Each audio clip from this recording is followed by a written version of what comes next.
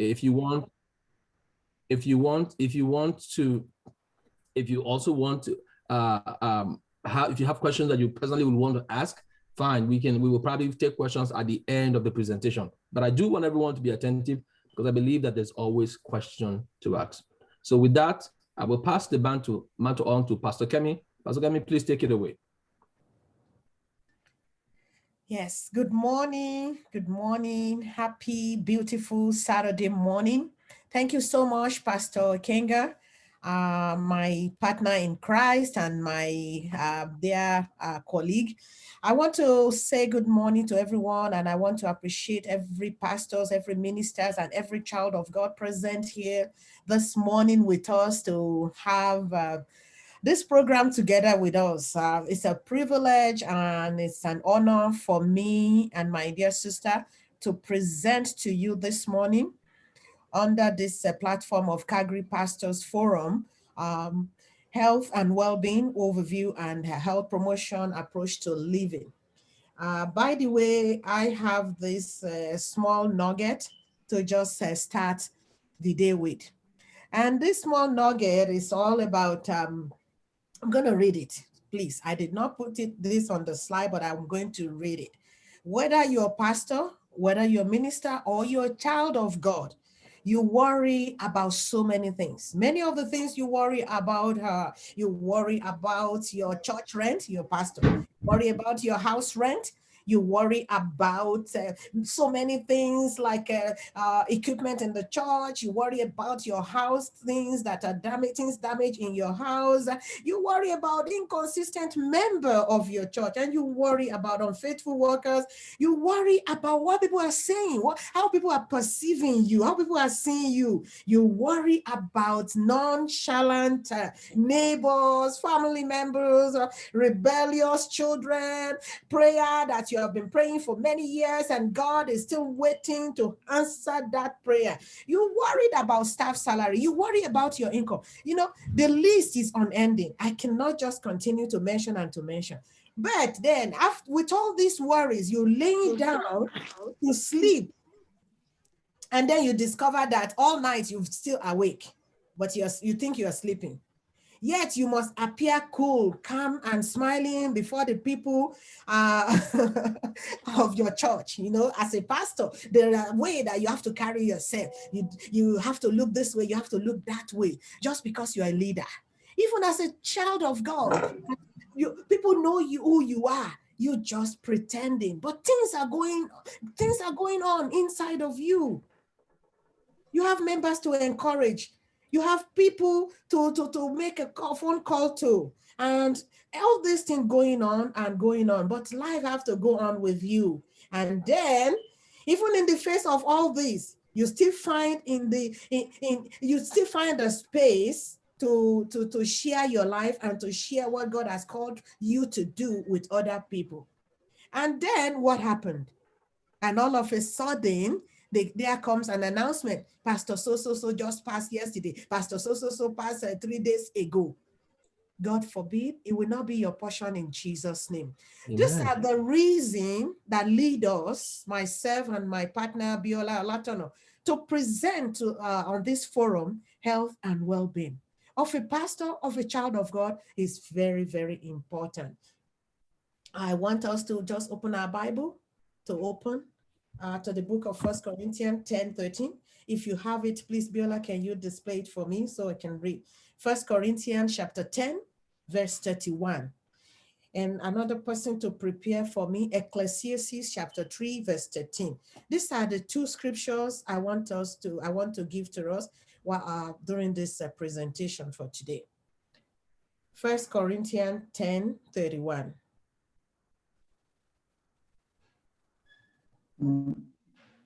The woman 31. You need someone to read? Okay, Yes. if you find it, you can read it. Okay, the Bible says, 1 Corinthians chapter 10 and verse 31, whether therefore you eat or drink or whatsoever you do, do all to the glory of God. Hallelujah. Whether you eat, whatsoever you do it to the glory of God. What about Ecclesiastes chapter 3, verse 13? Ecclesiastes 3:13.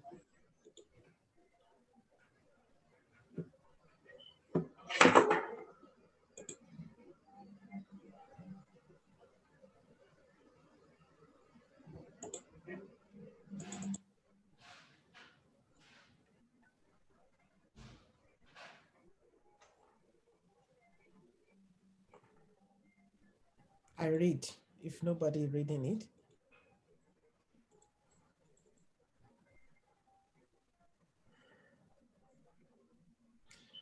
That each of them may eat, and drink and find satisfaction in all their toil. This is the gift of God. This is the gift of God. You may eat, you may do everything around your life, but it is a gift of God. So on this note, we want to move on quickly with the presentation. Next slide, please. Okay. Give me 1 minute.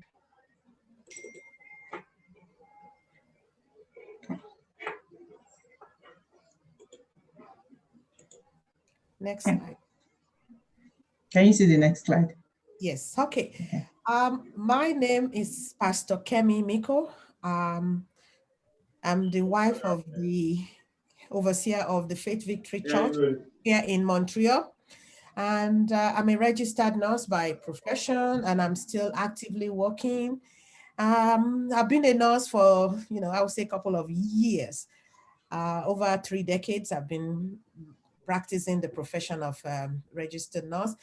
I'm still actively working. My current and focus specialty right now is in continuing care. And presenting today with Miss Abiola Olatono, who is a registered nurse. Can you please give us your bio quickly? Thank you, Pastor Kemi. My name is Biola Olatona. I'm a registered nurse by profession. And like Pastor Kemi, my area of specialty right now is in continuing care. To be precise, I practice as in management in integrated home care. So looking after seniors age 65 and above, and other people with disabilities that live in the comfort of their home but receiving care. And that is my area of specialty. In terms of the number of years I've practiced as a registered nurse, I've been a registered nurse for over 10 years now, and I've practiced across the different health continuum, from acute care to home care, and now I've practiced in the long-term care, just across the board. And right now I sit in the continuing care that actually oversees the other end, oversees the all ends of home care, supportive living, long-term care, that actually look at how those three transition together. So, and that is me in a nutshell. And above all, I'm a child of God. I'm a born-again Christian, and I love God. Praise God. Praise God. Thank you so much, Abiola, for that short bio. And I just like to mention that if you have any question, we are not limiting the presentation today to continuing care, because it happens that it's not a coincidence. We're both practicing in continuing care. We've had other broad aspect of nursing practice as well, starting from taking care of children up to the elderly one. My 30 years experience, I started with children. Actually, I started with labor and delivery, and I work my way towards the seniors now. So if you have questions related to any aspect of life, feel free to ask us, and we'll try our best to answer your question. Next slide, please.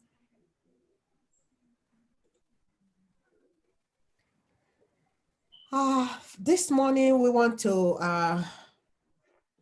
show this disclaimer, and I want to declare that the opinion expressed in this presentation and following slide are solemnly the presenters based on presenters. Presenters do not represent any organization other than our registered nurse colleges. This presentation is solely for educational purposes only and does not replace expert advice, independent health professional judgment, and consultation of professional healthcare services. The presenters do not endorse or assume responsibility for the accuracy and completeness of the information presented.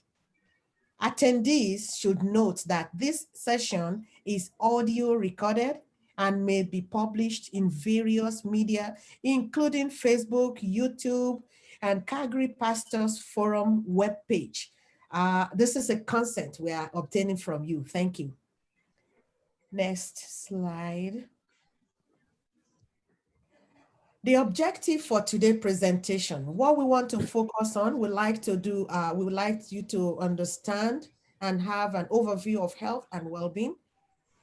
We're going to talk on knowing yourself. Who are you? Know your body. Be conscious of what is happening in your body. Know your history. Some people don't know their history at all. When we talk today about knowing your history, we want to bring you back to your origin, where you coming from. There are so many things that make you. You are not just the person that we're seeing on the platform right now. There are so many other history around you. It's important because your history will impact your life. Also want to talk about most common threats to health and well-being. There are so many threats to our health and our well-being. I just want to give you a little bit about that. And also want to talk about health promotion strategies. There are so many strategies that we can use in promoting our health. On this note, I want to hand over to my colleague, partner, Abiola, to take us away on this presentation. Thank you, Pastor Kami. So I'm going to be starting with just talking about the overview of health and well-being. Before we dive into what health and well-being means, the first thing we need to talk about is what is actually health. Health is actually more than the absence of diseases we have in our body. There are so many people that live with disability in terms of people have chronic disease, but health is not the absence of that disease. It is a resource that allows people to realize their aspiration and satisfy their needs and cope with the environment they live in. It is a lifelong productive and living a lifelong productive and fulfilled life. It enables us, health enables us to be able to be social, to be able to manage our economic and personal development and fundamentals to well-being. So health enables us, enables the social, economic, and the personal development fundamental to our well-being. It is the fundamental to our well-being. It is the bedrock of our well-being. Health is the bedrock of our well-being. And just understanding that, because it's not just because we don't have disease, there's no chronic disease, then we say, or maybe there's a chronic disease, because there are people who live with diabetes for years. And if you ask them, are you healthy? They will tell you, yes, I'm healthy. But meanwhile, to another person, because that person has diabetes or that person has hypertension, they will say this person is actually not healthy. But if you ask someone that has no disease and say, are you healthy? The person will say, yes, I'm healthy because I don't have so, and so. So health is not just absence of disease. It is the solid, it is the bedrock and the fundamental of our well-being. Well-being and health actually ties together. So that takes me to the next thing, that what is well-being? What will you call well-being?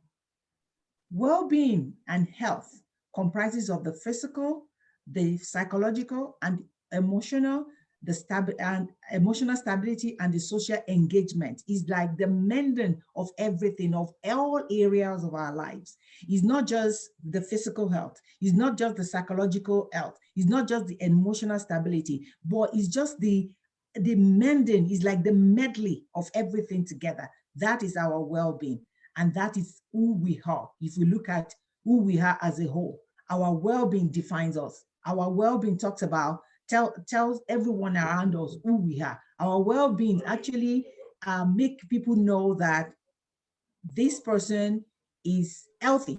our well-being and our health kind of speak together. So well-being and health is like the overall of who we are. Next thing is I would like us to now knowing what our health and what health means and what well-being may mean to you. I would actually like to go back a little bit to what well-being is again. So if you look at it, it's like, again, like I said, is everything.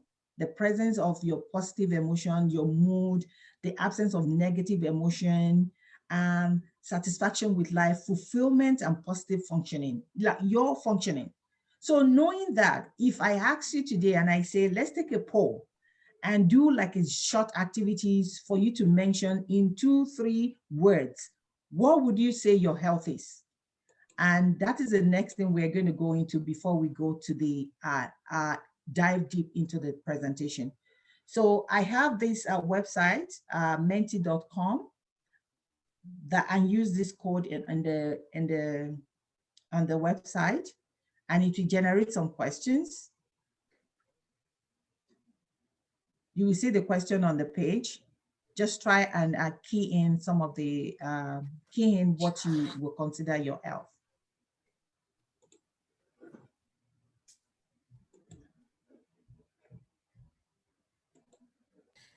Sorry, it's an exercise and we would like you to do it. So please do us a favor.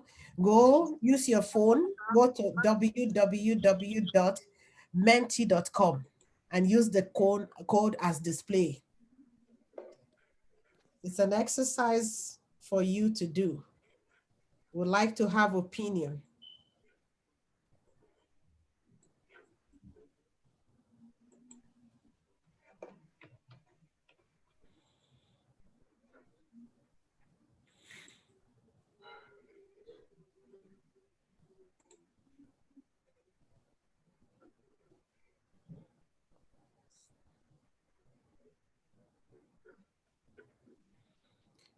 How is it going? Okay. Please let us know if you are having difficulty, okay?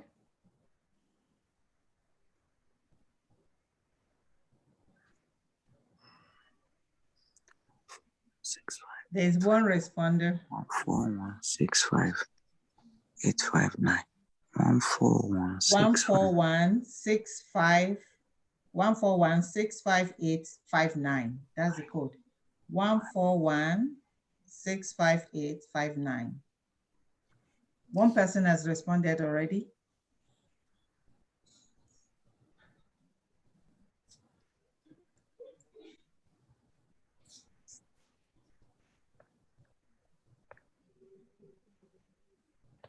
Yeah, 2.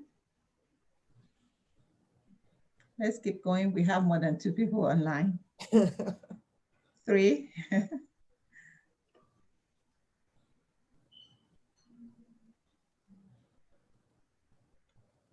You have 3. Okay, 4.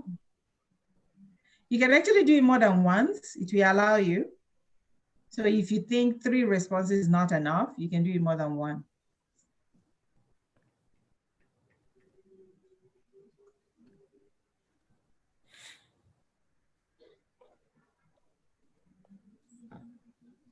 What we're putting together right now is very beautiful.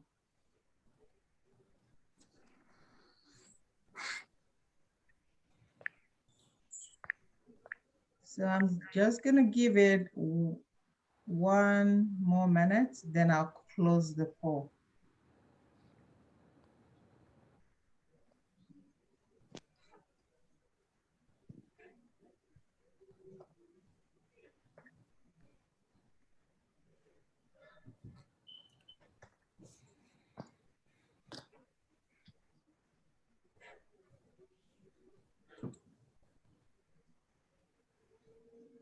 I'm going to share the screen so that you see what we're doing right now. Can everybody see it?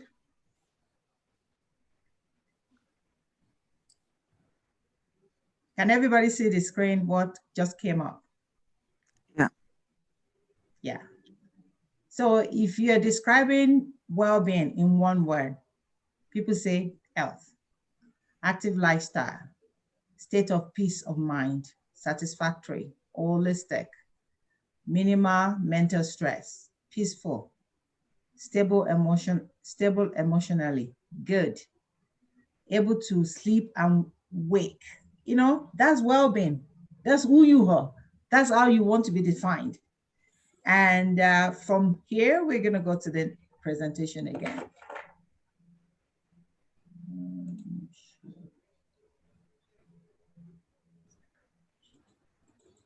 Okay. Thank you for participating in that. So health and well-being, according to the Sustainable Developmental Goals put together by United Nations, the number three goal that they found very, very important is good health and well-being. So good health and well-being is very, very important. This goal has about 13 other sub-goals that include things like reducing premature death, reducing mortality from communicable disease, reducing, promoting and reducing other chronic disease that impact life, including treatment and promoting mental and well-being of everyone. And this goal is one of the goals that they want to make sure that is achieved before the year 2030. They're saying by the year 2030, they want to make sure that almost everyone around the world, particularly people in the third world, is able to say they have good health and well-being. And good health and well-being being measured from the point of saying that there is less premature death, particularly when people are giving birth. Mother's maternal health is one of the main things they're looking at. Accident, unnecessary injuries happening to people and causing mortality is part of what they're looking at. Reducing the non-communicable disease, such as the main giants, such as cardiovascular disease, respiratory disease, cancer, reducing that is part of what is described as good health and well-being. And they're looking at it in a global view and saying this needs to reduce by the year 2020. We are saying we are eradicating it. And because when we eradicate things like that, we are able to say we have good health and well-being. So let's go into some statistics. The same organization, United Nations, came up with statistics on healthy life expectancy, called AIL. Increase, they've discovered that there is a global increase from 8%. There's 8% increase from age 59 to 65. So according to the World Statistics of 2020 Life Expectancy, AIL, reveals that reveals the true health of population is about both the length of life and the quality of life, not just the number of years an average person lives, not just the number of years the average person lives, but how well that life is lived. So the AIL has actually increased so globally by 8%, saying that people are able to live longer and more healthier. The next thing we need to know in terms of statistics is that the Canadian Cancer Society statistics states that 43% of Canadian women and 45% of Canadian men will likely develop cancer in their lifetime. That is a very high number. And that is one of the reasons why we're talking about health and well-being today, because there are ways you need to kind of like live your life to limit the things that are called risk factors. Because healthy living or well-being, maintaining a good well-being is kind of a way of following through with the health promotion to reduce the risk factors and some of the limiting things that can cause some of the chronic and non-communicable disease around us. Facts. We need to know that communicable disease is very, very real. COVID-19 is a communicable disease. Influenza, flu that we all talk about is a communicable disease. There are other lists, are like long list of communicable disease around the world, like hepatitis B, hepatitis A and B, hepatitis C, cholera. We know some of it around the world that impacts people. But this communicable disease, some of it can be prevented by following the right process. And today, I'm just mentioning this like an awareness, because if we have to dive into all these diseases and talk about it one by one, or dive into the full content of this, we will spend more than an hour.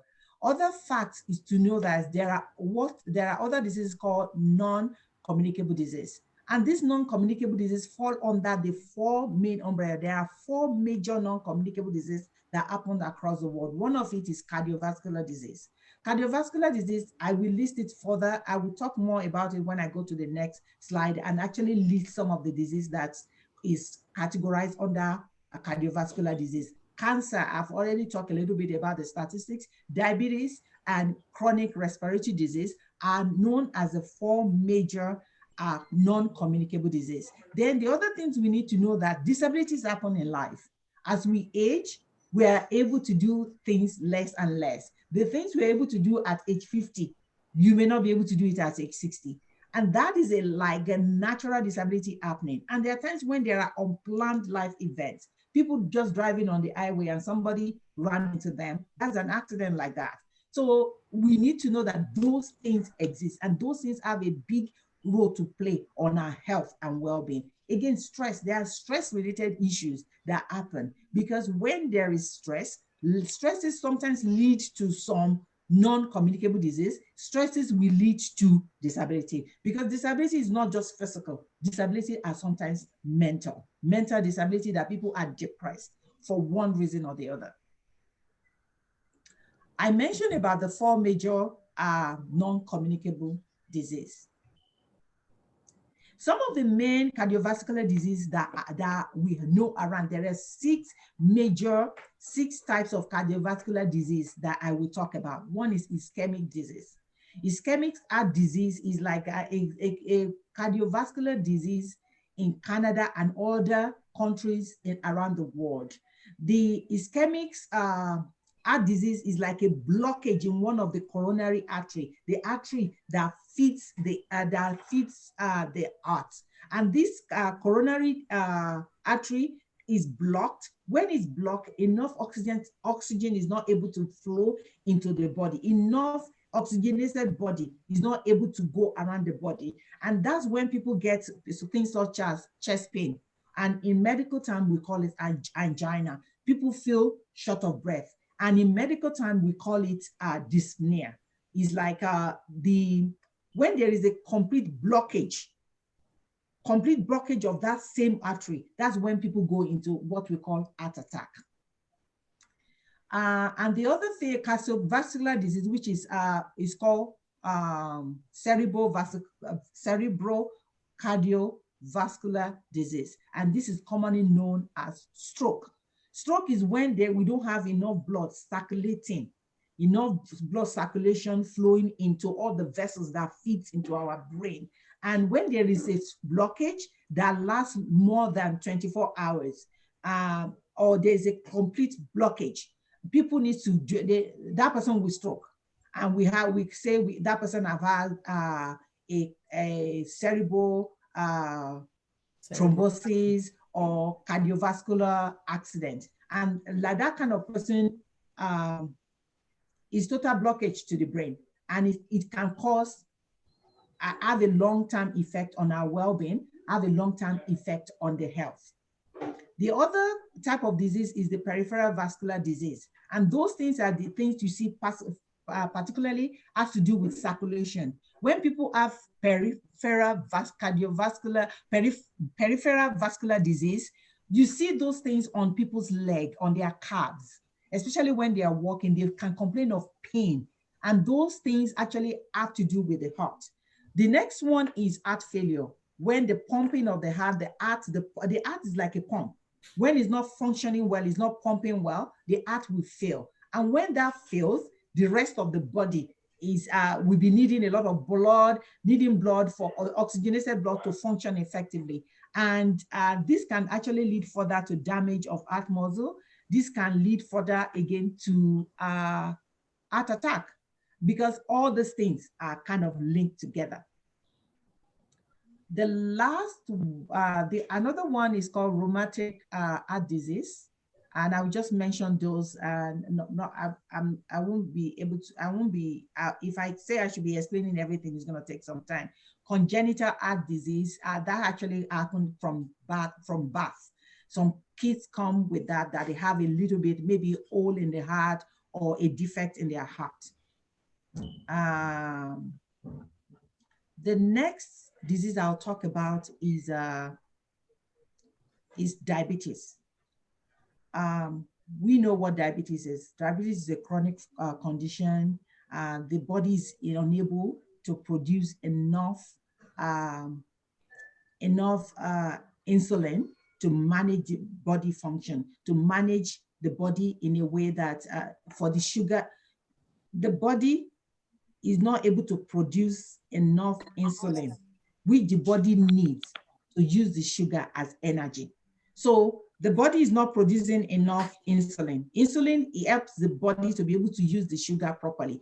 So when the sugar is not being able to use properly, it's stored in the body, and that leads to diabetes. Diabetes, when somebody has diabetes, as a nurse, I always tell my clients, when they say they get a new diagnosis of diabetes, I say, you got everything. Because diabetes is hormonal, and it affects the entire body. It affects the heart, it affects the overall body function, everything. So when people say they have diabetes, I'll be like, we need to plan very well. We need to plan your health and well-being, because with diabetes, the person is not able to function, because it's a matter of time. Somebody that has diabetes is going to have hypertension.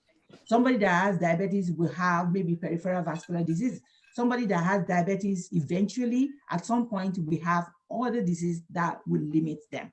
And diabetes, I will say, is among all the 4 non-communicable, is one of the ones that I fear most, because it can actually trigger the other disease in the body.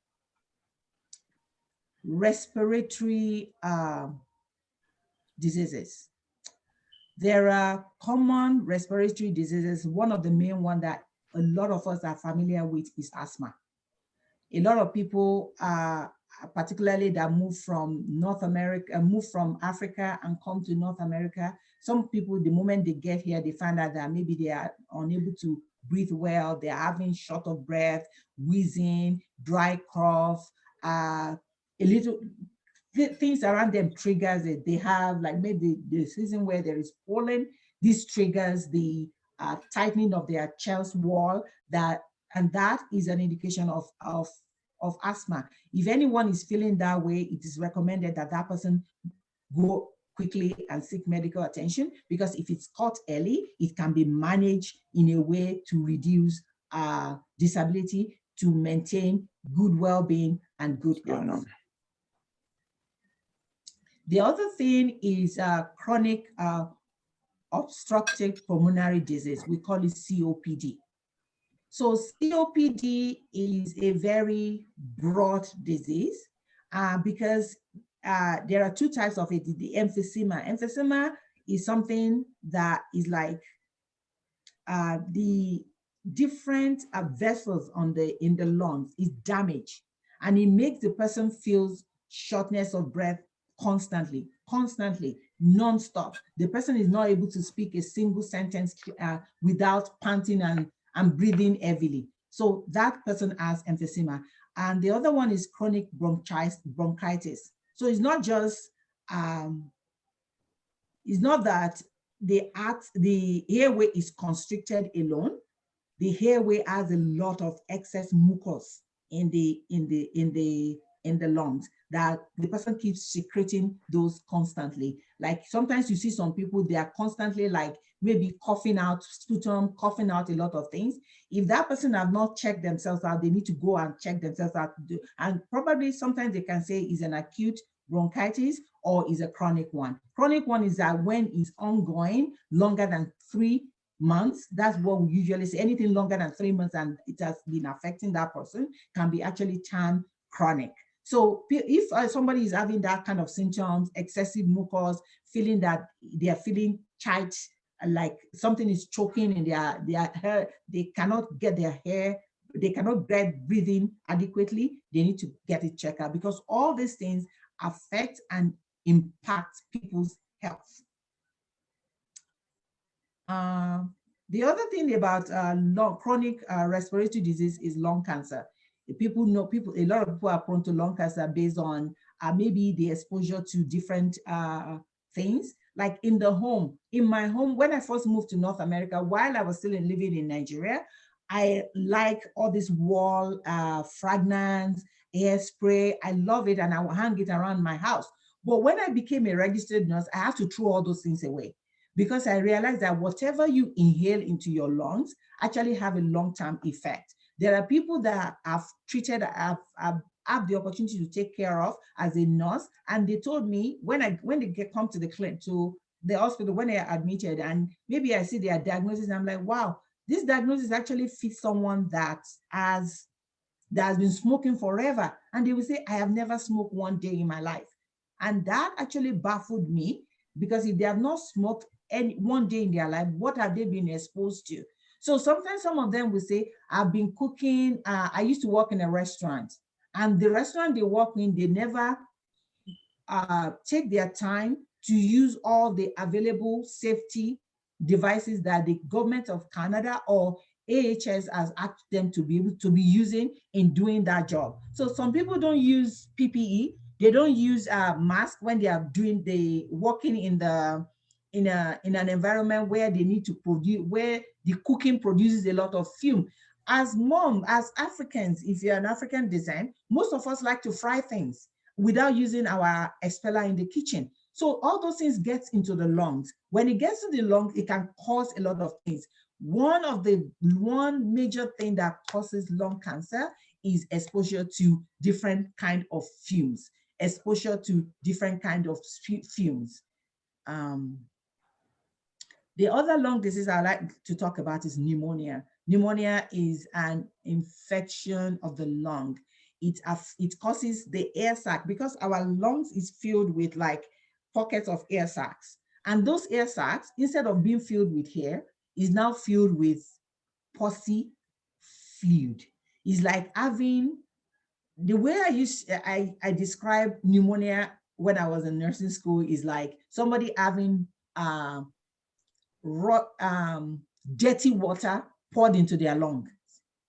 So it's not a good picture at all, because that dirty water sitting in somebody's lung is not able to move around because it has a lot of sediment in it. And when that happens, that means the person is not able to breathe properly. So, you know, if as we grow older, people who are 65 years old and older, they have a greater risk of having pneumonia. And when they have pneumonia, it's very, very difficult for some of them to actually thrive and survive well after that. Another lung disease, and I've talked about it before, is influenza. Influenza is a lung disease. Flu, we talk about flu everywhere. But let me tell you one thing, flu is very contagious. It's contagious and it can affect another person if he's not well taken care of. So we will talk more about what we need to do to guide against influenza, and how to actually take care of ourselves when there is a risk of influenza later in this presentation. But so you know, influenza is contagious. Influenza is a respiratory disease. Influenza can make people feel crappy because there is chills, there is fever, there is body aches, and it can limit someone's health and well-being. This section talking about knowing yourself. Know yourself. What do you need to know about yourself? Know the stage of life you're in. Know that if you're 50-year-old, a 50-year-old is different from somebody that is 30 years old. The stage of life you're in. Are you an empty nester, or are you someone that is just starting a family? Know the stage of life you're in. That is part of knowing yourself. When you know the stage of life you're in, you'll be able to define how you want your health to be, what your health goals should be, and what your wellness status should be. So knowing yourself talks about you knowing your body. Knowing your body in terms of what are you allergic to? What are you sensitive to?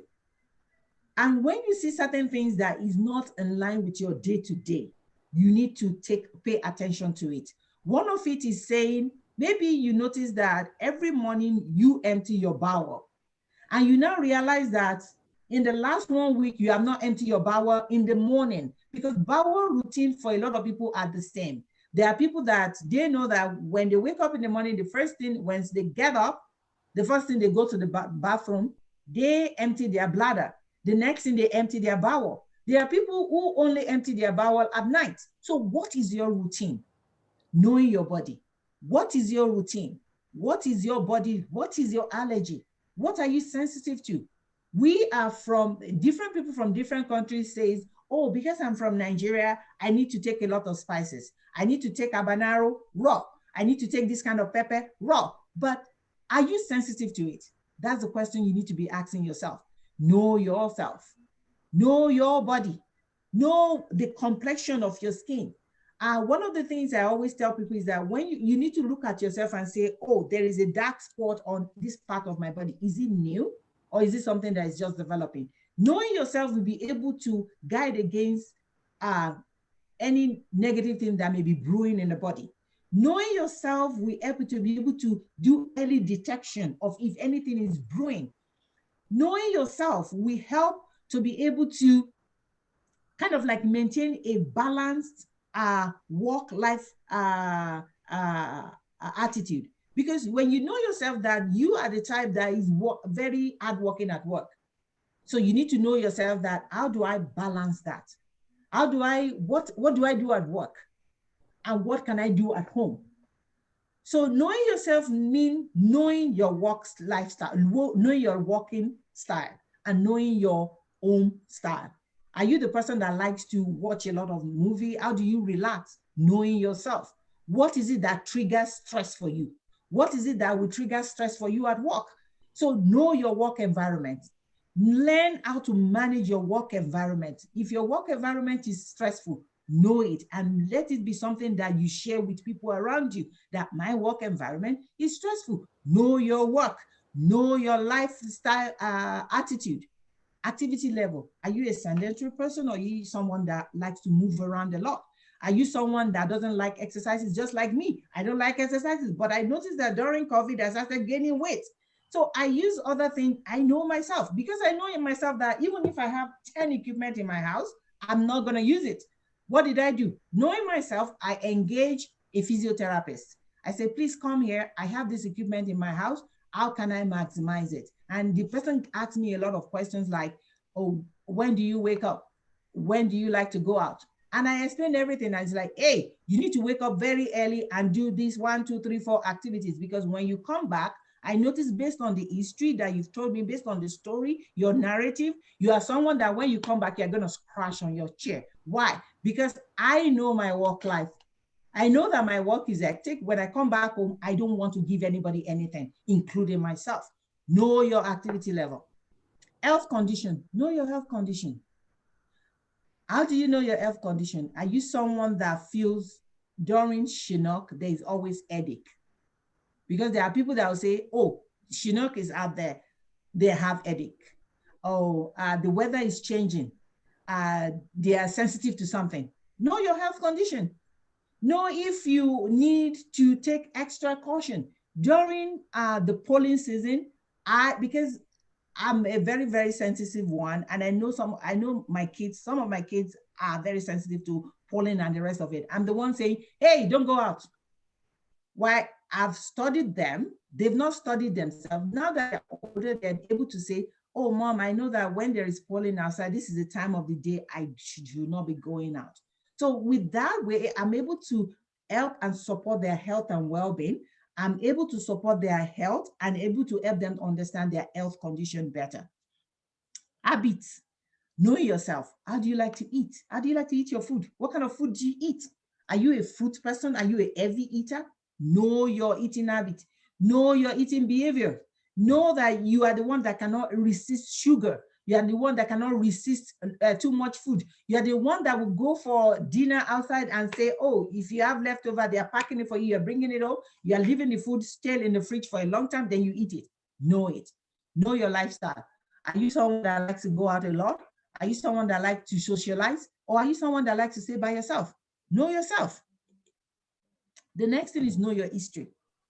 A lot of us live here in the North America, or a lot of us are away from home, away from our family member, but we don't know our history. We don't know our family background. We don't know, maybe there is someone in our family that has uncles, 10 uncles far away has this particular disease, or I know a family that every generation in the family has one person in each of the generation actually died of complication of diabetes. And if such person doesn't know that history or family background, it's going to be very, very, very challenging. If maybe something just happened to that person, maybe that person starts feeling certain way, and they, when you go to the hospital or you go to the clinic, the first thing they ask you is they take the health history. If you're able to say in the family, or if you're very familiar with the questionnaire and the health history that is taken when we go to the clinic, they will always ask you, is there any family history? Is there any family history? Is there any family background that you need to share with them? People, when I ask questions, I even ask, if I'm doing a health history question, sometimes I ask, does any of your siblings have this thing?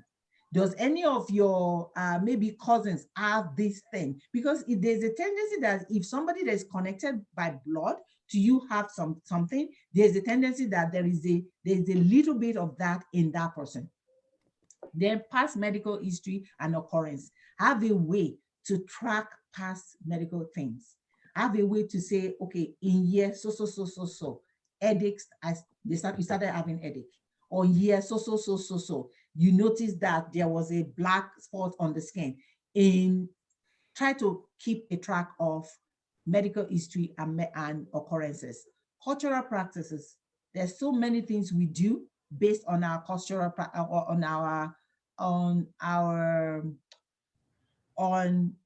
based on where on our descent, where we came from, determine what we practice. Even though I'm a Nigerian descent, and I know there's quite a number of Nigerian online right now, we have cultural practice based on where you're from. I'm a Yoruba person. There are some things I'll do, and I know that because Pastor Kemi is from a different part of Yoruba area that I'm from. There are some things she will tell me that this is what they do in their area. And there's some things I will say, this is what I do in my area. Oh, sorry. I think I lost my screen. Continue. Okay. The other thing is geographical influences. Many of us have migrated here from different parts of the world.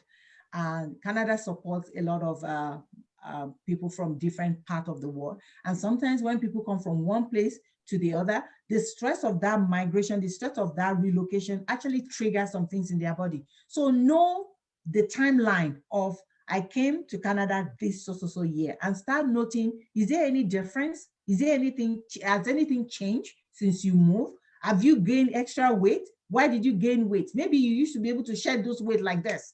What has changed? You need to be able to know that. Work hazard, your workplace.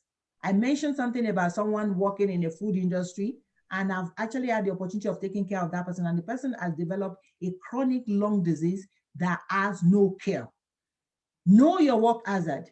Do you work at a place where there's a lot of fumes? Do you work at a place where there's a lot of heavy things that can actually can injure?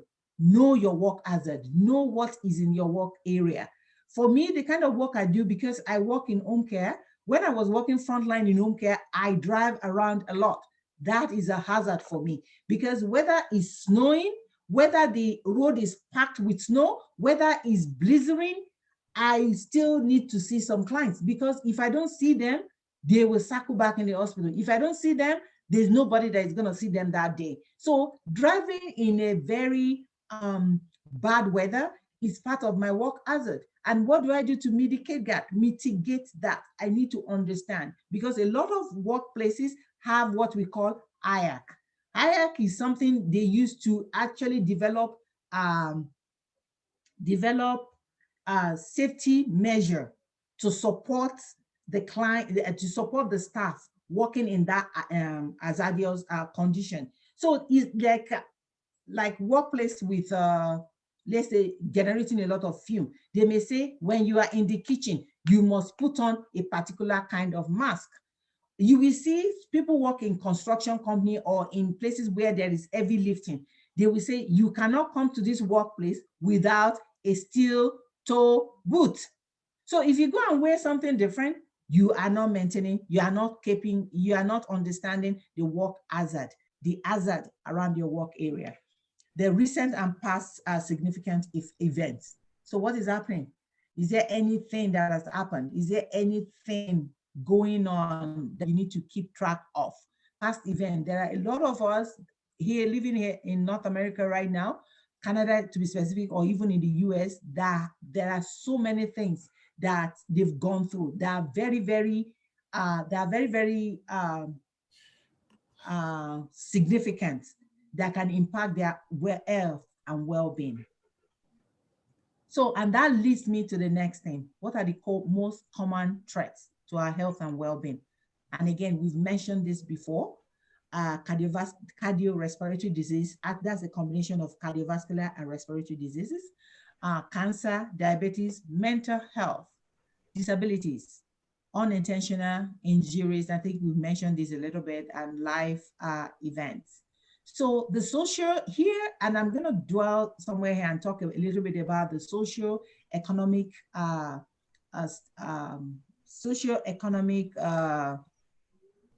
status of people in Iran. So the socio-economic status of people actually have a lot of threats to their health and well-being. Even though these ones have a very impact health and well-being a lot, the socio-economic status of people affects their well-being too. Because when you see a place where there is health disparity, where there is sexism, where there is racism, where there is a medical problem, socio-economic factors will pose a risk to people's health and well-being.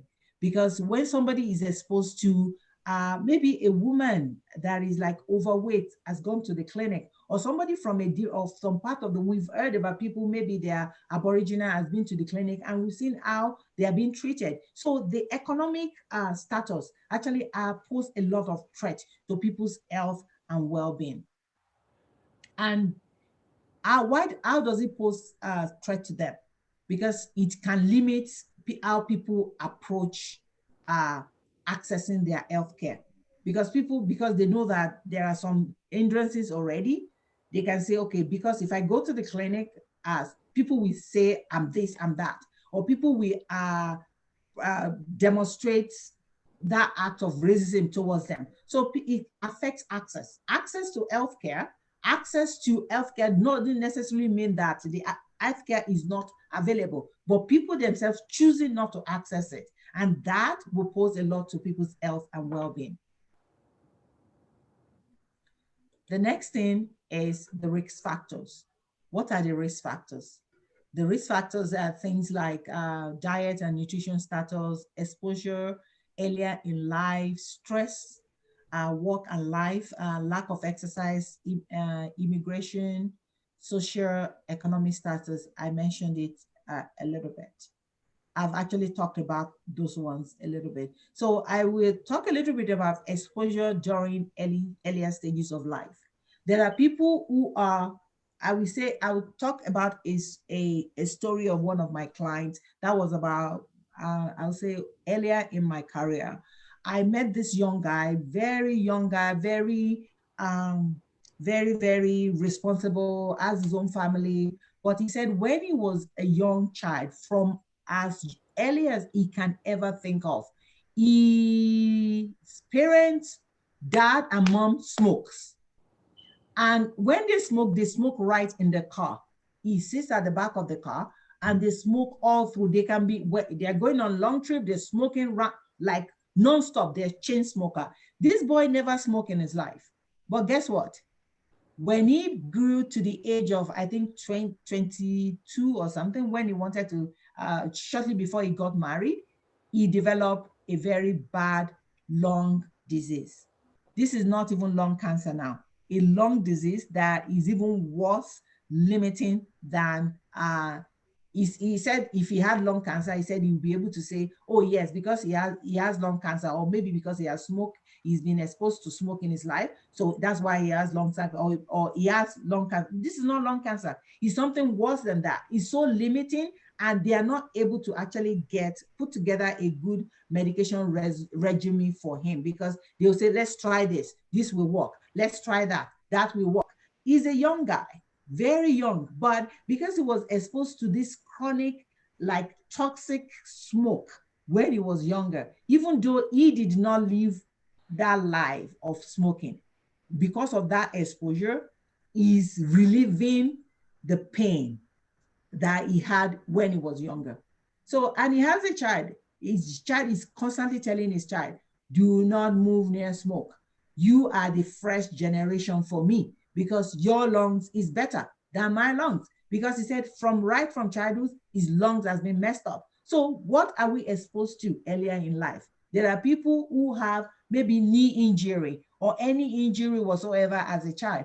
They did not take care of it properly. When they are older, something happened, they are limping, something happened to them, they have to go and do surgery for one thing or the other, but it's as a result of the damage that was done when they were younger and was not addressed properly. Or sometimes some of these things, you may not be able to address it at all, because it is beyond what you can address. Because someone exposed to a toxic smell, you cannot undo the toxic smell from their body.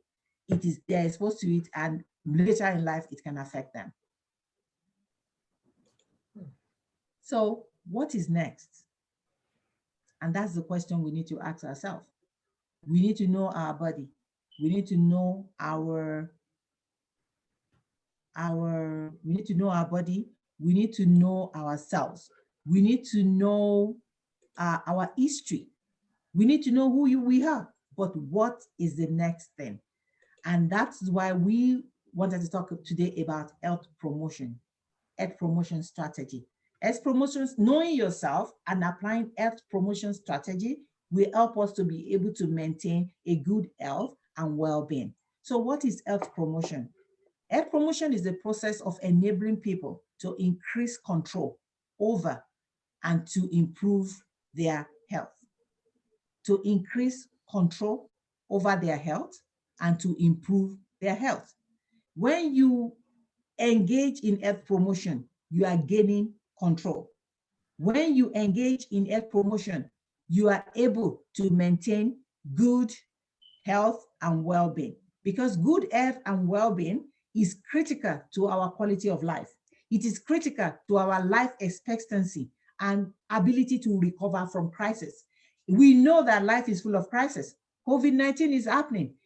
Being able to maintain good health and well-being is the key to be able to recover from any form of crisis. And sometimes practicing all these health promotion strategies will help us to be able to navigate that. So what are the health promotion strategies we need to engage in? 1, exercises, nutrition, cooking or processing food, health promotion self-care habits, work-life balance, and future planning. Those are the strategies we are going to talk about today. The first thing is exercises. What are the exercises we need to be engaging in? We need to make sure that in our exercise profile, we have a little bit of weight, we have a little bit of cardio, and we have wellness exercises.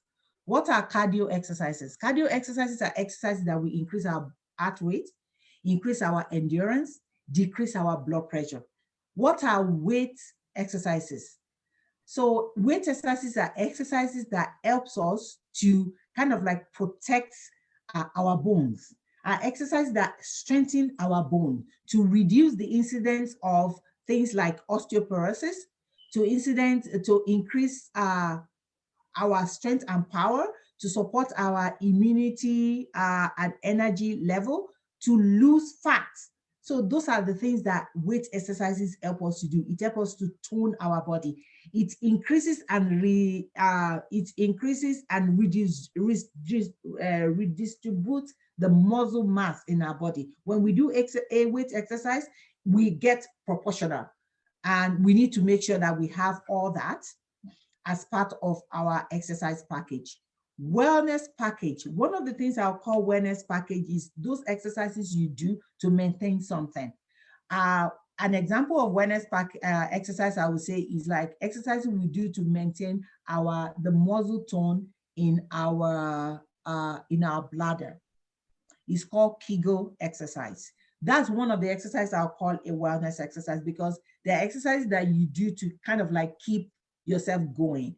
Another form of wellness exercise I would say is that exercises you can do anywhere. Exercises you can do anywhere. When you're cooking, you can actually do things like squatting. When you're cooking, maybe you put your pot on the stove, you squat down, you get up, you continue to do your cooking. You can do that. You can do calf raise. Like you put your feet down and you just raise your leg. You raise the back of your leg, the calf raise. All these exercises, we can put some of this link in the chat for you to access it afterwards. There's this particular website. I have a lot of activities that you can look at that you can do while maybe you're at work, things like squatting, things like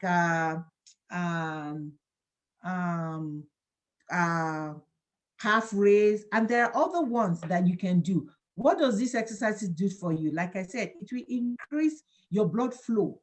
Exercises helps us in so many ways. It helps us in so many ways. It has a lot of benefits. Some of the benefits is that it boosts our energies. It helps us to be more relaxed. It improves our blood pressure. It limits sickness.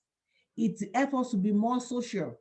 Because when you exercise and you exercise with people of like mind, you can you'll be able to socialize. It boosts our endorphin. It's like the ability to be happy. That triggers that joy mood in us, because when you exercise, your hormones, it triggers some hormones in your body to make you happy. It reduces stress on our muscles, and it helps us to reduce stress overall. Our brain, it gives us brain power. Those are the highlights and the big highlights of the benefits of exercise. It boosts our hormone production. It boosts it very well. Exercises will improve our mobility. When you exercise, your mobility is improved. Even as you go older, you're able to maintain your balance. And one of the exercises, I keep talking about squatting. Regularly squatting helps our posture and flexibility. A lot of people, and so when COVID happened, I was sitting down a lot. I didn't know how stiff I was until I started my exercises back. And the moment I started it back, I found out that I'm more flexible. I'm able to stand very well in my posture. I wasn't scrunched the way I was scrunched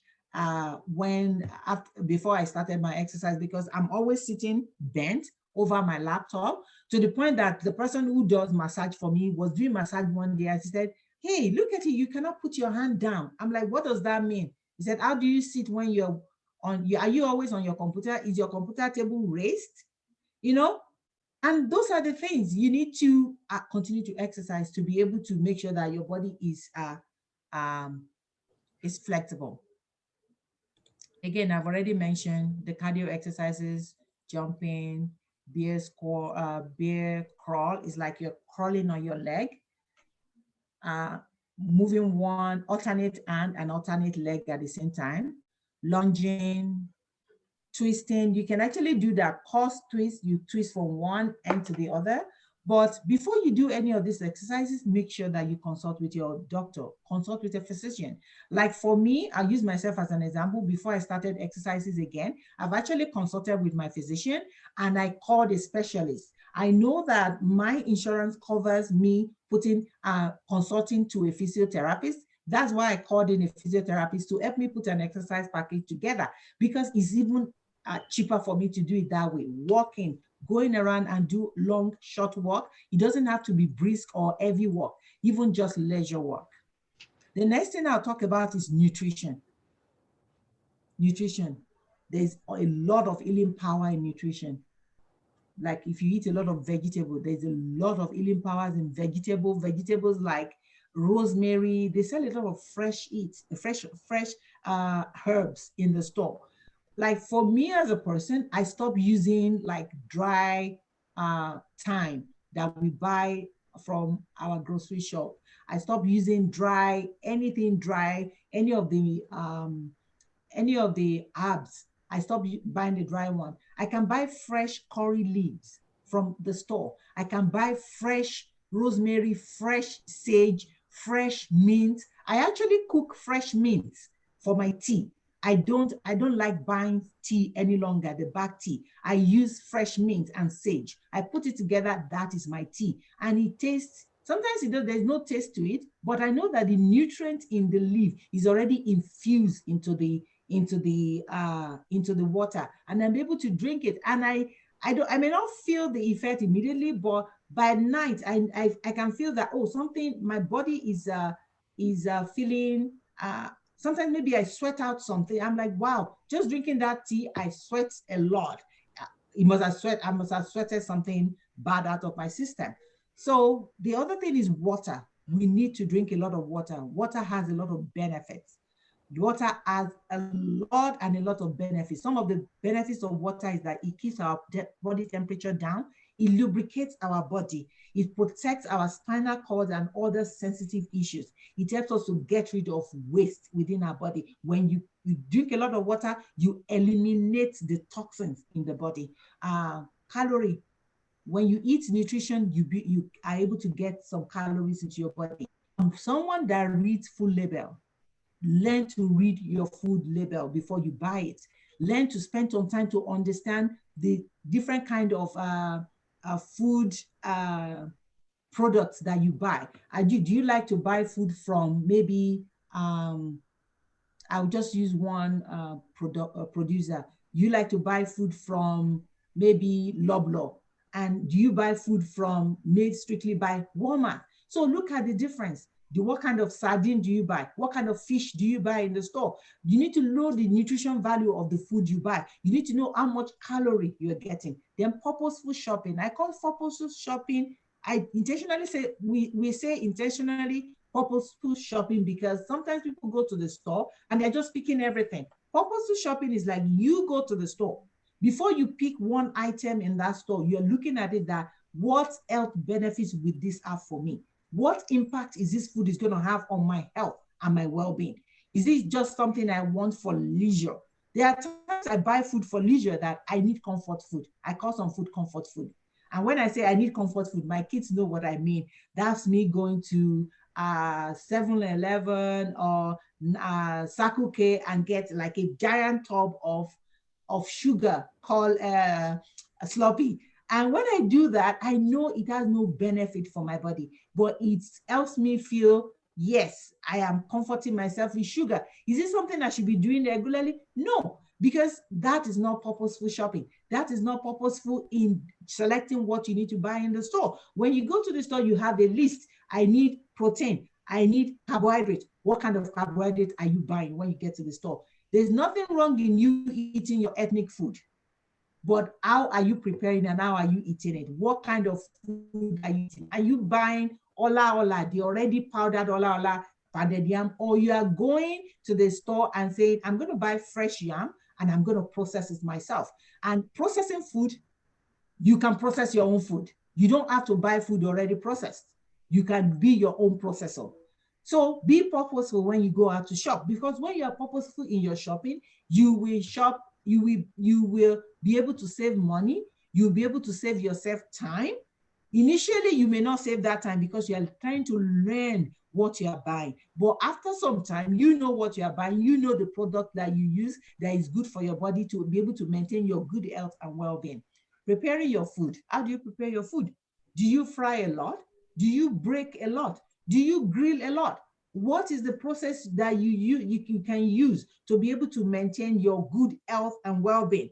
One thing is that if you know that you have a lot of fat and you're trying to lose weight, I will suggest maybe go more into grilling, maybe go more into baking your meat, maybe go more into like not over processing your food, preparing your food, not storing food in the fridge, because I realize that a lot of us in the process, because we want to save time, we like to keep our food stuck in the fridge. We will stack a lot of food for maybe sometimes. I met a friend one time, they say, oh, I have this pepper in my fridge, I've had it in the last 4 years. I'm like, wow, now you've told me not to eat in your house again, because why will you have pepper in your freezer for 4 years?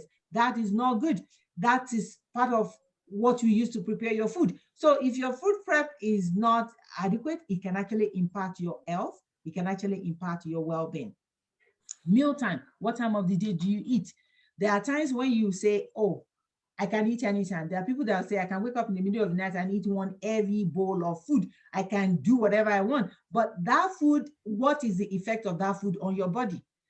Then, for example, yesterday I was craving coconut and I decided to knock off one big coconut and I started eating it. And I think up until 9 o'clock, I was still chewing on coconut. Hey, I paid for it this morning. Why? I was feeling so uncomfortable because normally my body is not used to eating at that time of the day. I usually plan my meal to make sure that by 7 o'clock, I've eaten my whatever I need to eat. Anytime I eat late, I try to make sure the following day I go on intermittent fasting to be able to make sure that my body is able to walk and kind of get rid of the food and digest it properly. Because when you eat too late when you're going to bed, instead of your body to rest, for your guts to rest, your intestine, your digestive system to rest, is working out to make sure that you are digesting that food. At the same time, your body is trying to settle down and rest. So at the end of the day, some people wake up tired and they are wondering why they are tired, because your body was working all night, all day, all night. You're working throughout the day, you're working throughout the night. So we need to be sensitive with our mealtime. Western or native food. A lot of people will say, oh, because I'm from this country, my country food is fattening, but how are you preparing it? That doesn't mean that the Western food you're eating is better than your native food. So having that preference and asking yourself, what is the benefit of this food in to my health? And what is the benefit of this food to my well-being? We need to take that into consideration. So these are some of the links, and I will put those links in and there's a particular recipe for fish in this one. I'll put it in the chats. So other things we need to do, promotion habits is like self-examination, sleep hygiene, mental hygiene, annual health assessment, and immunization. So as women, we need to always make sure that we do the breast examination.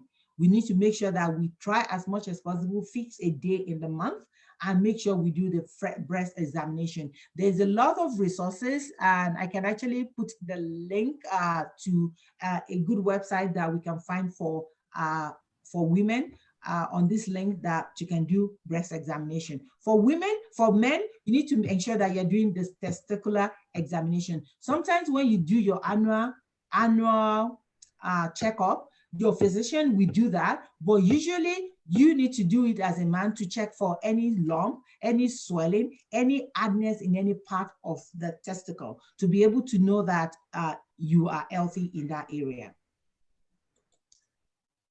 Sleep hygiene. Sleep is one of the things that hinders our health and well-being. It is a killer to our health and well-being. A lot of people do not sleep well. And what are the things you can do to sleep well? Make sure you have a schedule. On my phone, I have an alarm on my phone every day. And the moment I understand what sleep hygiene means, I set an alarm on my phone. And the alarm is always saying to get ready for bed. So I know that I need to go and have my shower. I need to go and do something to wind down to go to bed. Pay attention to what you eat or drink at night. I already mentioned that. Create a restful environment. Maybe you need to close your curtain, do something that will be restful. There are times when people will play music, soft music, play scripture. I like to listen to scripture when I go to bed. It calms me, it makes me sleep. Limit the daytime nap. If you are the type that nap during the day, avoid it. If you know that you have issues with sleeping at night, include physical activity during the day. When you have some physical activity, not just walk, it helps you to sleep, manage your worries. The other thing is mental health. Good mental hygiene gives us balanced health. It gives us health and well-being in our day-to-day life. So what are the things you need to do to maintain your mental hygiene? Cover your basic needs. What are your basic needs? Your basic needs are according to Maslow, your food, your safety, your safety is one of the main things that you need to guide again. You need to support. So once you meet your basic needs, you make sure you take care of your self-esteem and learn to trust. You manage your emotion and cultivate your self-control. Learn to be relaxed and so on. So I'll go to the next one, your annual health assessment. These are some of the things you need to screen for anytime. Make sure you do your annual health assessment every year. Every year, make sure you do that. And these are some of the things you need to screen for when you go for your annual health assessment. Blood pressure, if there's any cervical cancer, there's some tests that need to be done. Cholesterol, diabetes, breast cancer, osteoporosis, there are tests that need to be done for this. Those are some of the things that need to be screened when you do health assessment. And yeah. The next thing is, these are some of the immunization that are these are some of the immunization recommended for us. So talking about immunization, I will hand it over to Pastor Kemi to continue from there.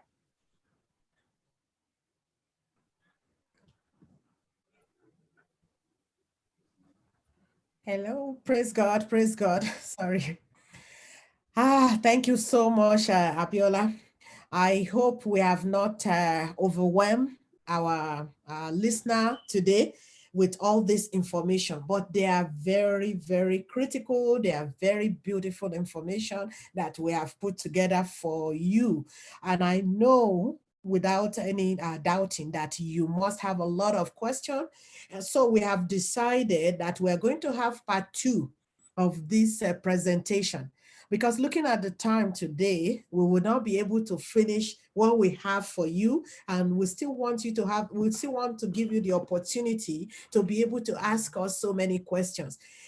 So on that note, I would like us to just go quickly. I'm going to just talk briefly on COVID vaccine. I'm not going to go into other communicable diseases that I have to present onto you. I'm going to talk on COVID vaccine. But before I go into talking about COVID vaccine, during Abiola's presentation, she did mention something about this presentation that I really want you to, if you're not taking anything home, please take that home. First of all, I want to call your attention back to what is health. Health is a complete state of well-being, period. Complete state of well-being. Not just the absence of diseases, but a complete state of well-being. How can you be in a complete state of well-being? The moment you reach that state of well-being that is so complete, that means you are healthy. And how do we know that you are healthy? All this she has mentioned, all this she has presented to us must be in place. And as we grow older, what happened to our body? Aging. We are aging. As you grow older, your body begins to deteriorate. All the functions, all the things in your body begin to wind down, begin to slow down. Everything slows down. So that is why I said, if I go into that aging aspect, or if I go into the aspect that I have to present to us, which is on disability, intentional injuries, and life events, I will not be able to finish. But what I want to call your attention to is this. Knowing your body. You started seeing in your body that your fatigue is increasing. You're not able to sleep well any longer. Maybe some itchiness in your skin. You notice that at night, you are going to bathroom frequently, which is what we call frequent urination. When you pee or when you voided in the bathroom, whether you are a male or female, you see some bubbling, like foam-like things in the bathroom before you flush. Does that sound like you? Does that mean anything to you? Or you just want to ignore it? Or you notice that you started having some leg, ankle swelling. There are swelling on your leg and your shoe doesn't fit into your feet doesn't fit into your shoes anymore. Or your appetite is decreasing. Or unexplainable weight loss. Some people dealing with weight loss, but this one may be unexplainable type of weight loss. Or maybe you experience some nausea or some vomiting. You have passed the age of menopause if you are a female. And you've passed, you know that this is not pregnancy anymore. And you're still having this nausea, vomiting. Or you wake up in the morning, you just experience some bad breath. Bad taste in your mouth or bad breath. You breathe to yourself. I know there is mouth odor for some people, but the bad breath that you cannot even explain. Many people describe it as a rotten egg, like an egg is rotting and then it comes out. Or you started noticing that there are some tremor and shakes in your hands and your legs. Maybe you're sitting down calmly and you notice that your legs are shaky and your arms are shaky. Or you started having some memory loss. Does this sound, are you taking note of all these symptoms that I mentioned? I want to declare to you that the moment you voided in the bathroom and you notice that foam-like urination or bubbly urination, please go and see your doctor. You're having kidney shutdown. It is a very, very big sign that many people do not notice. I've used public toilet. Person that's used before I went there, well, I don't usually use public toilet, but I've been inside the public toilet and I really want to go. The person that was there before me forgot to flush. And as soon as I get in there and I look inside that toilet basin, I'm like, ooh, this person has kidney problem. Sorry, maybe because of what I have known that makes me understood that person. Unfortunately, by the time I came out, the person has gone because I wanted to mention to that person that please go and see your doctor. There is something going on in here. If kidney shut down, person can die quickly. When kidney shut down, it will impact the entire body. But a lot of people, they do not take note of this. For example, among the symptoms that I just mentioned are bad breath. Some people will that is when they will start going to buy mouthwash. That is not the solution. Please take that home today. That is not the solution. The solution is for the expert to start working on your kidney. I've seen people who developed that and they ended up in having dialysis twice a week, just because they do not take care of it on time. And most of these signs and symptoms, they must have been occurring for many years. God help us in Jesus' name. Because of the time, I want us to just go straight into the question. We have 11:43 right now. The next presentation is going to take about 45 minutes to almost an hour. We don't want to just dive into it and rush you. We want you to have a very good information to take home. I'm going to open the forum back to questions. Let's take questions on all these things that we have shared with you today. I know it's a lot, but we will take a few questions before we go into our prayer. So any first question, any question, Pastor Ikenga, anybody sending question? I wrote something on the chat that if anybody have any question, unfortunately, this is not a big group today. Maybe that is why we may not have a lot of questions. So if you have any question, just maybe unmute yourself and say, praise the Lord, and ask the question. I believe Pastor Nyinka has a question right now. Pastor Nyinka, go ahead. We can hear you. You're muted right now. Oh, good morning. Wow. Sister Viola, what a presentation. Thank you. I think we have to do this again. Like my husband was saying, that maybe all the pastors had the night vigil because of the for some What is going on? Yes. Anyway, so we'll send a message to all the pastors. Thank you so much. It's a great presentation. My question would be on people that have say lung cancer and they've never smoked in their lives. How can we prevent it? For those that are working in the hospital, they see a lot of people coming to the hospital with lung problem, lung disease, lung cancer. How can this be prevented? That is one. And for those that already have the lung cancer, what can they do? Thank you. Okay, I have a little bit of experience working in pulmonary, as a pulmonary nurse. That's where I started my career as a registered nurse. And one of the things I see is some of the people I see are people who have never smoked in their life, but some of them have secondary exposure to smoking. So it's not necessarily that they do not smoke, but sometimes people have people living in their area, people who live in apartments. The person living below them is maybe a heavy smoker. So it's like you paying attention to the environment and trying to limit the things that are within their own power, like not exposing themselves to secondary smoke. Because secondary smoking is like that person is in that same area and they are exposed to that smoke. So limiting secondary smoke. And the other thing is workplace can be very toxic.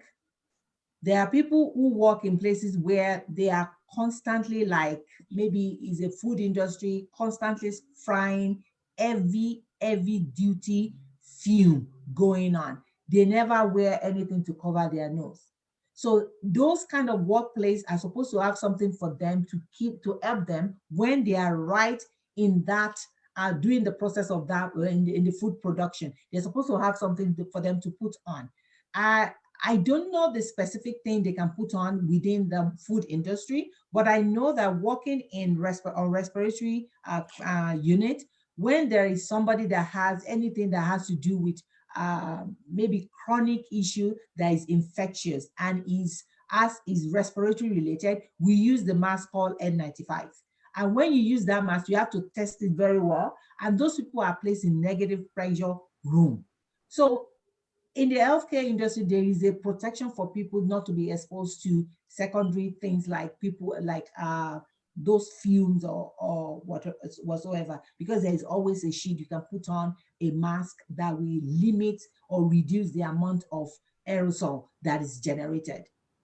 So if aerosol is generated, you need to wear that N95 mask to be able to reduce that exposure to the fume. Also, a lot of us cook and we fry a lot. Are we using the hair in the kitchen? A lot of people just cook and shut themselves in. When you're frying, when you're cooking, let's hear the room. Because whatever goes whatever you inhale in goes into your lungs, whether you like it or not. A lot of people like all this wall hanging air freshener that just breathe at you, peace. They're just breathing at you anyhow, at any direction. It is very toxic to the lungs. I used to have them in my house.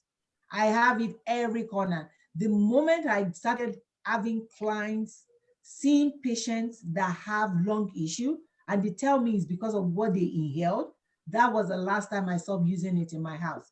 Those containers, I threw it away because it's not healthy. Whatever you inhale goes inside. So it's like limiting your exposure to anything that has to do with the hair, anything in the hair. If they are warning that people should stay inside, because there are days when the government will post an alert and say the hair quality is bad.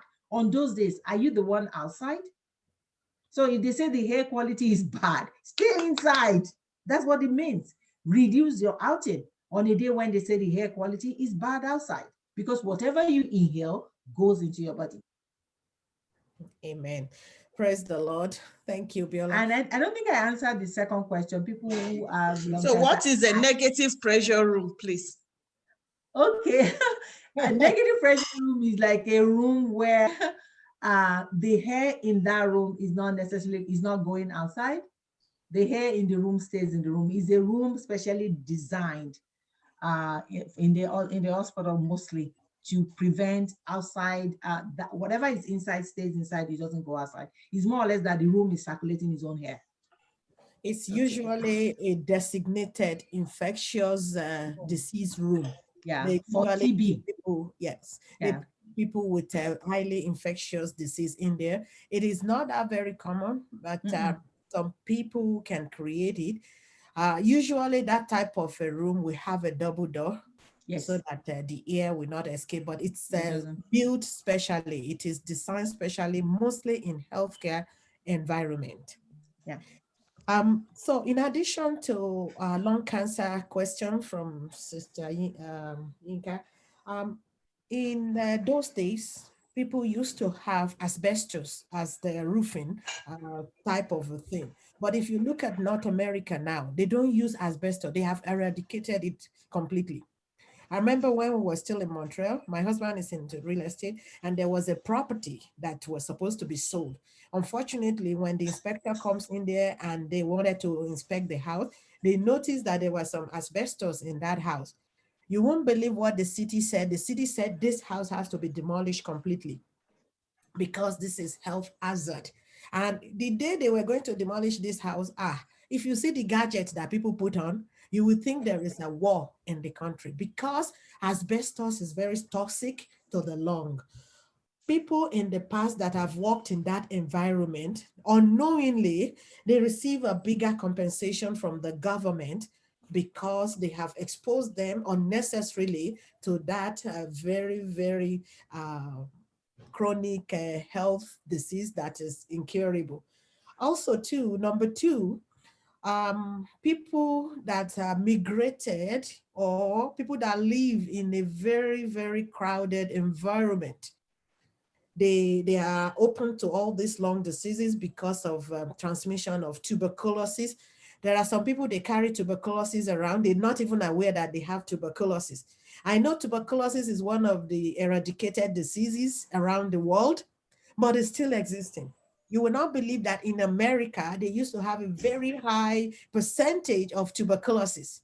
But you think in your head, tuberculosis is supposed to be a third world country diseases, but it is there because of the overcrowded environment can lead to that. So if people have been living with tuberculosis for years and years without treatment, and without tips or some process to maintain or to promote their health, it will eventually lead to, I think first it will lead to emphysema, accumulation of, pus and all those kind of things in the lungs, which might eventually lead to lung cancer.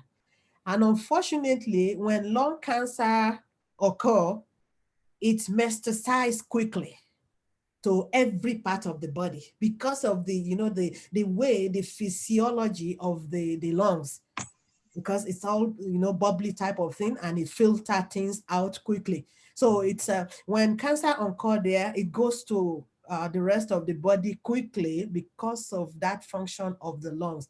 It's so sad that when this happened, this past week, I lost somebody to this kind of diseases. As soon as they diagnose the lung cancer, and they're still working on this man. They're still saying that, okay, go for CAT scan, go for this, go for that. And they were considering whether chemo or whether radiation.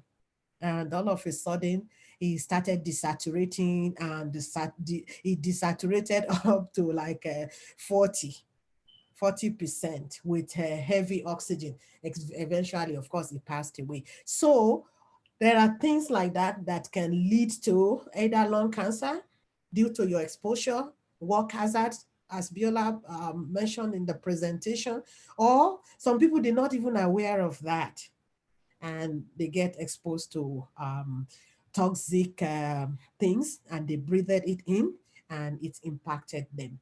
So when they announce here in Canada that the air quality is not good, it is better we stay indoor and wait until the air quality will improve. I hope that. Prince God, I have one more person with a question. Yes. And I know in the interest of time, we're already like close to our time, but I will take that time, question. So What about Sister Yinka? Are we able to answer a little bit of your question? Yeah, thank you. Although I had a follow-up question, but let's answer Buki Kenga. Yeah, Madam, ask your question. Praise the Lord. Sorry, I'm not able to show my face. I wasn't told this on time, so I just joined anyhow. Okay. Sister Buki, I will be inviting you personally. Don't worry. No, so thank you so much, Sister Biola and Sister Kemi, for those presentations. They were quite enlightening, and I look forward to the next round as well. In the course of your presentation, Sister Biola, this question is for you though. Yeah. You did mention about some diseases that some children unfortunately contract while they're young, and I thought to bring up this before you guys to seek a second opinion. So I have a grand niece who, in the course of the childbirth, it was a struggle for the mother and her. And she did, I think she swallowed or whatever, got stuffed with some amniotic fluid. Okay. And of course, at the time, she was treated and all of that, intensive care and everything. But she's about 2 now. And no, she's over 2, going on to 3. And within the past 1 year, she's been having this kind of cough that, would be very terrible. It's been treated like 2 or 3 times now. Initially, they thought it was okay. Omadin Dagba picked something, when children maybe pick stuff and everything. That was what the first study was. And then I think the second time they now did a further investigation. So now that it's recorded again, each time they've actually been giving her strong antibiotics. Now that it's recorded again, they now diagnosed that, or that was what they said, that was what she had inhaled and swallowed in the course of birth. And they did say that she was going to eventually outgrow it. Mm-hmm. But I thought to just bring it up so as to seek, a second opinion, because as a child, giving a child antibiotics over and over and over again can be detrimental. Mm-hmm.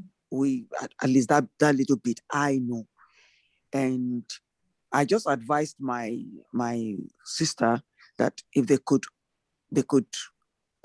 try out some home therapy, the bitter cola, honey, remedy thing. But since you guys are experienced in these things, I just thought I could bring it up and ask your second opinion. How can this child be better managed in a way that it would not, jeopardize her future in any way? And is she truly going to be able to outgrow it? So, because I don't know this situation very well, but what I will recommend is, I know they've done, you said they've done some tests, right? Mm-hmm. So if the test has been done in one clinic, usually I always recommend for people to have a second opinion. That is, go to another clinic that will do like a thorough assessment on that child. Is the child based in North America or back home in Nigeria? No, back home in Nigeria. Back home in Nigeria. So that may pose a challenge, because you probably need to find a doctor that you can trust and run another test. One thing you can do is that if you know a physician here in the North America that can actually look at that child's profile and say, okay, have you done this test, that test, this test, this test? Because one of the tests you do for people that have pulmonary issues are lung function tests. So have they done all those tests? Have they done maybe look into the lungs and see what is happening within that system? Or is there any other thing triggering that? It could be other things triggering that cough. That child may be sensitive to something else in the house. So have they looked at the environment to see, is that child sensitive to something? One. Two, can they do a second opinion? Because usually I know back home in Nigeria, we like to go to a specific doctor. But usually that doctor will tell you this, da, or continue to give you the same regimen of treatment that never worked. The best thing is to do a second opinion. Second opinion means taking that child to a different doctor that you have researched and you've researched properly and say, oh, this doctor is good with this, this, and that. Then you consult with that doctor and that doctor can do other tests. The other thing, if you know a physician here that is a pediatrician or a physician, that is specialized in maybe anything that has to do with respiration for children, and just seek their opinion and say, you're just asking questions. This is this child's profile. This is what is going on. Get the mom to speak with that physician, and the physician can point you in the direction of, have you done this test? Have you looked at this? Have you looked at that? They can do that. But that would be my suggestion for this child. Thank you. Yeah, you're welcome. I hope I was able to answer your question. Oh, yeah. Okay. Sister Kemi, I don't know if you have anything to add to that. Thank you, Biola. Sister Buki, thanks for asking this question. Yes, this is not uncommon. In my labor and delivery specialty, we do see this. It's called the amniotic syndrome type of. The prognosis is usually very beautiful and successful here in North America. But unfortunately, we know what it is when it's outside North America or outside the United Kingdom medical treatment. So what I would suggest is that there is a need for further analysis of this child. It is possible that this child you're talking about has now entered into what we call childhood asthmatic development, because something like this happened to my son. When my son was born, my son had meconium aspiration, and then it went away quickly after maybe a couple of days after that. It went away, they did x-ray, they did everything. Everything was clear, perfect lungs. So that is why I'm saying that it may be more. Yes, if a child aspirated meconium at birth, it does happen to some baby when they're born. But the way things are after 2 years, it's not supposed to be there because meconium is a fluid. And then if that stain mistakenly goes into the lungs, the lungs, tissues, and all those other things, they're supposed to have absorbed that meconium by now. So something else may be happening to that child, maybe related to the lungs problem or lungs issue. And also too, that child too, the reason why I said needed more analysis, it could be a congenital type of thing occurring. You know, some children, they are born with some defect, either in their heart or in their lungs. So a comprehensive medical examination will help further diagnosis of that child, and that child will be treated very well. To me now, they are under treating that child. So, and also too, as Biola said, second opinion will eliminate all those fears. But if it's a true meconium aspiration, it's supposed to have gone away, unless there is another complication plus that meconium aspiration during birth. And it's usually it can happen to any child born either by cesarean or by through natural birth as well. Thank you, ma'am. Thank you all so much. I know that I need to break up the meeting just because I know we've actually done more than our fair share of time. But I do want to appreciate Minister Biola, Pastor Kemi, you guys have done awesome. You guys have done crazy. We do expect to see more of this. Unfortunately, we don't have so many people on the meeting today. We're hoping that the next part 2 of this particular presentation will gather more crowd, more people. I think in saying that also, I know that there's been a lot of good stuff that's been said. The information is quite, I would say, quite, I don't want to use the word overwhelming, but it's quite a lot that you guys have actually delivered today. Sabella, you were just going like you thought you were in your classroom. You're just going and going and going. Well, thank you for that presentation. Amen. Just a few announcements before I pass it on to Pastor Bayo to just take the prayers for Nigeria and for the presenters.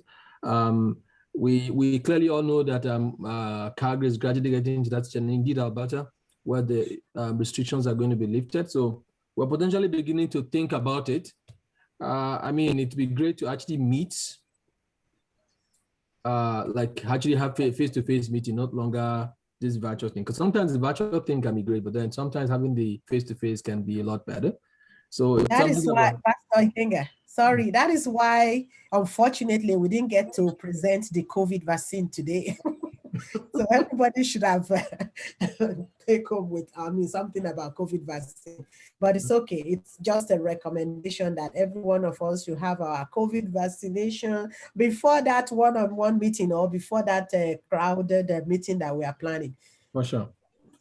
Well, I mean, it's still up there. We're just going to consider it, but we want to also begin to, for the pastors that are on air right now, that if you do open to allow us use your venue for that meeting, please feel free to connect with Pastor Yinka, just provide information around that.